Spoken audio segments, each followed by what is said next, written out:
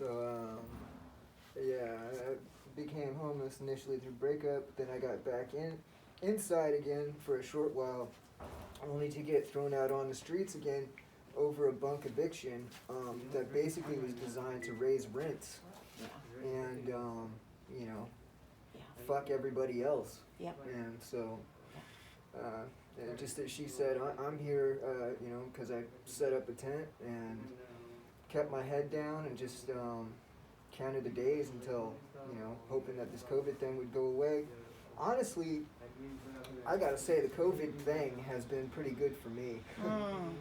Government's giving me a little bit of spending money, and this hotel was cool, but you know, now we're looking at the closure at a very inconvenient time.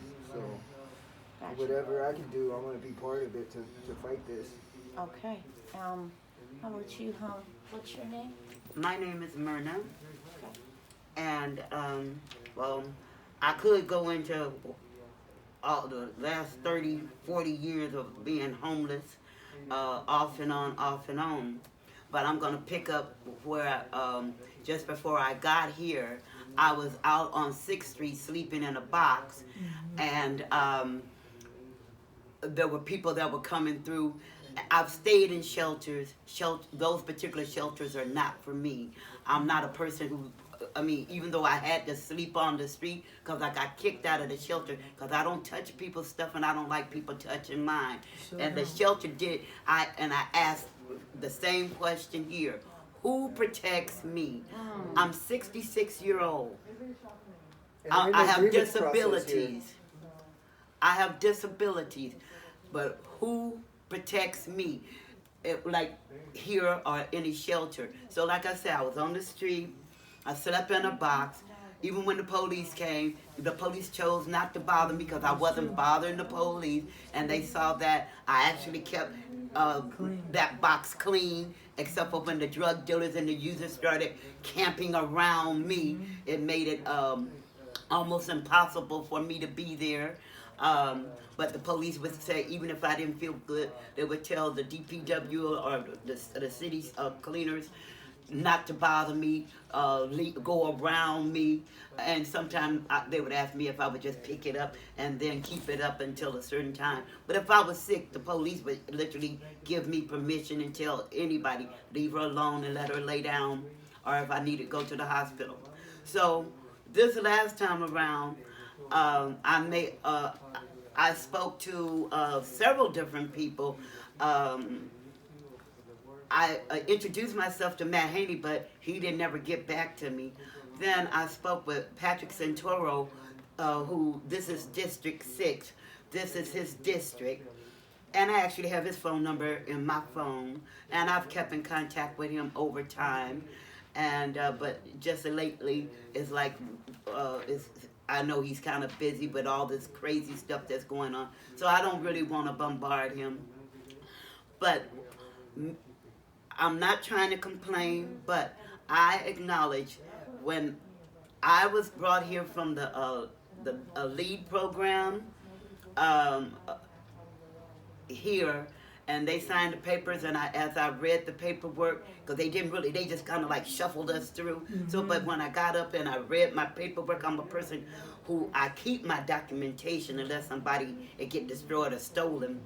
And so I read it very thoroughly, and it said they committed themselves legally to 18 months. And so if they go I'm not an attorney, but I see where if they try to breach that agreement and try to put people out on the street. Now, I'm not gonna lie. They attempted to put me in the ramen, and they did it. They did it on a Friday night. Oh, we got permanent housing. Well, the ramen is not permanent housing. Permanent housing is a full kitchen or a kitchen studio with your own personal bathroom. And when they kept being secretive, and I'm not trying to bring trouble on Miss LaMonica, but they were trying to play the dummy up on me. And I'm getting old, but I'm crazy, not stupid. And something might slip my mind, but eventually I'll recapture it. And I kept asking them, what was the name of the place? Oh, they don't know. What's the address? You don't know. So you mean to tell me you just gonna shuffle me to some place that you don't know, and I'm supposed to on a Friday be ready Monday to immediately sign a rental agreement to go into a place I don't know? Well, I know a few other people who were shuffled and they were told they had a place, and then it was permanent housing. They right there at the ramen. Well, I'm pretty sure. Well, I haven't been labeled as a mental patient, but everybody has their own emotional issues, PTS or whatever from the knocks and blows we received in life and in the street. And so when I from that call went on from like 7:30 in the evening to about 11:30 at night. I still got the call log in my phone and the people who was talking to me. But they made it known that it was very important that I signed the paperwork that Monday, that coming up Monday. And so when Monday came, and they finally, cause they said, well, that Friday they say the Raymond. I said to myself, well, I don't remember no Raymond Hotel or apartments on Howard Street. So I started, and I've been here for many years. So I started really, really looking on the internet, and then the only thing I kept coming up with was the ramen, or whatever it is. And I was like, no, I refuse to accept gloom and doom. Okay, here we don't have a stove or a cooking facility. We have to accept the food that they have or go out and get our own. Anybody know me, I very rarely eat food that has been handled by like a million people, and I don't know. I mean, I've even seen this lady in the shelter, and what did you see me do? Buy my own food. Because I'm tired of food poisoning, I'm tired of the bubble guts, I'm tired of throwing up or feeling feverish after I eat or drink something. And so, therefore, through the grace of God, that we do get some food stamps. That's what some people sell their food stamps. I don't. I spend my food stamps to eat on a daily basis, and each one of my meals costs me, depending on what I get, $10 to $30. Because if I want a $10 hamburger, I'm gonna go get me a $10 hamburger. I don't want some old dried out something I don't know what it is. That's right. If I want to go up to Cancun and order a $30 burrito, I'm going to order me a $30 burrito because I like to eat, and I like to eat what I like to eat, not like I'm an inmate or a mental patient. And so I'm looking at when I told them that I wasn't going to take that place, because basically everybody over there, and I know some people over there, they have gone down physically and mentally, all the way down to, I would call them dilapidated physically and mentally. And I done had people tell me, oh, well, you got to go to a psychiatrist, you got to go do this. And I done had them tell me, well, I want you to take this. I'm going to prescribe this. I tell that doctor, you take it for 2 or 3 weeks. And when I come back in 2 or 3 weeks, let me know how you feel. Because I done watched other people, and you're trying to do to me what you've been doing to all the other ones. I have my cousin sit on the United States Senate. His name is James Clyburn. They call him Whip Clyburn. I just look like this. I'm not the most educated person, but I'm not a dummy. We come from diverse groups of people, and some people refuse to, when you try to tell them something, they don't want to hear it. All they want to talk about their subject is drugs. I go out on the street and I try to tell people what's happened. I done got old till I'm tired of even trying to reach out and help people anymore. I'm tired. But I still attempt to reach out every once in a while, and all people can, certain ones, they turn around and ask me for $5 so they can get a hit, $5 so they can do. I'm sick of it.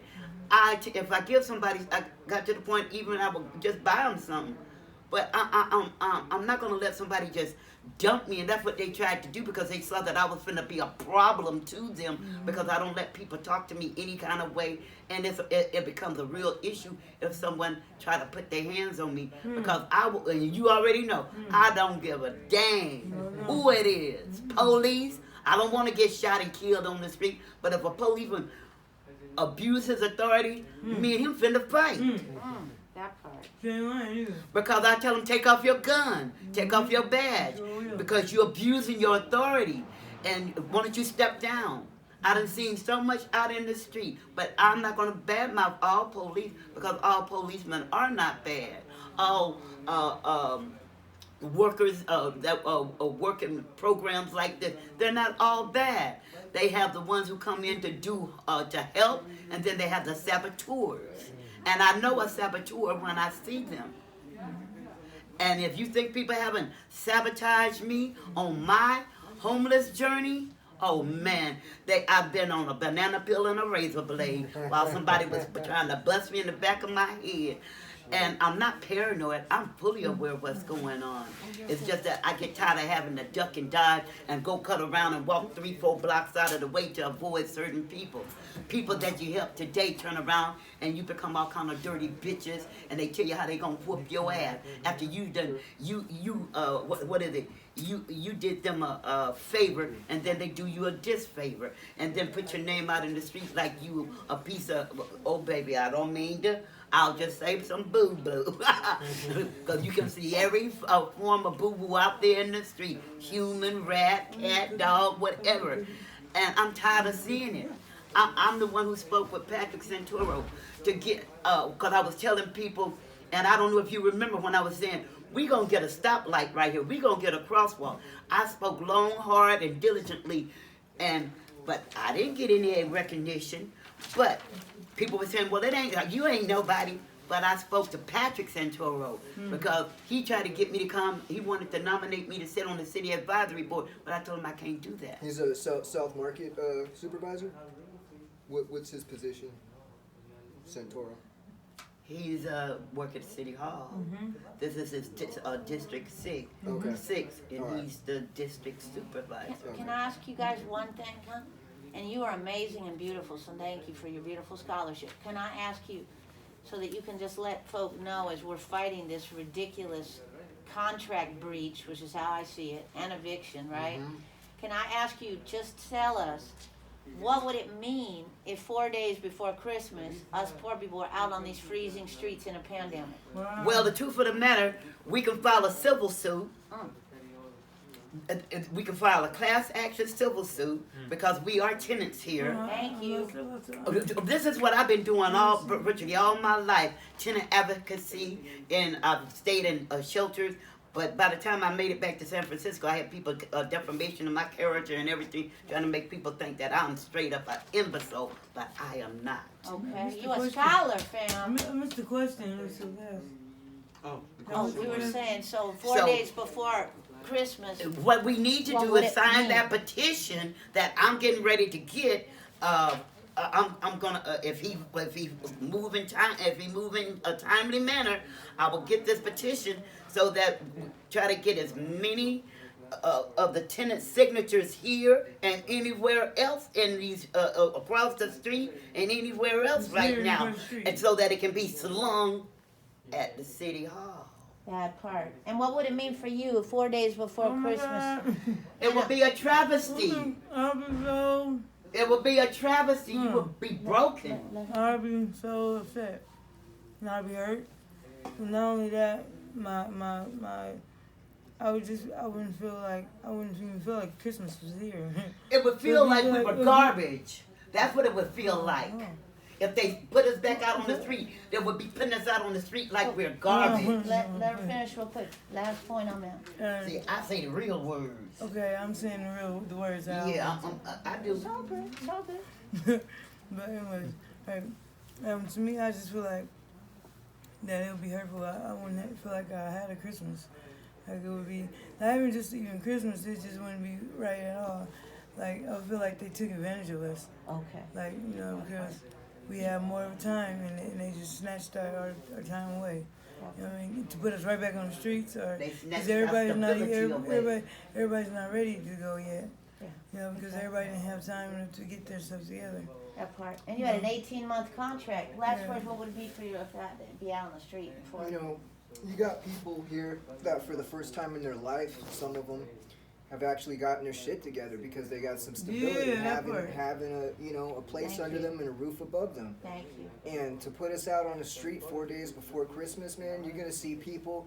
You're probably gonna see overdoses. To be honest, you're gonna see people using because they're More sad, violence and crime. because they're Too much. frustrated and angry. And you know what? It's gonna be the city's fault. That blood is gonna be on their hands for Thank kicking us you. out. Thank you. That's what's up. That's what's up. Last words. What would it be if you out on the street? New video. I would feel New that video.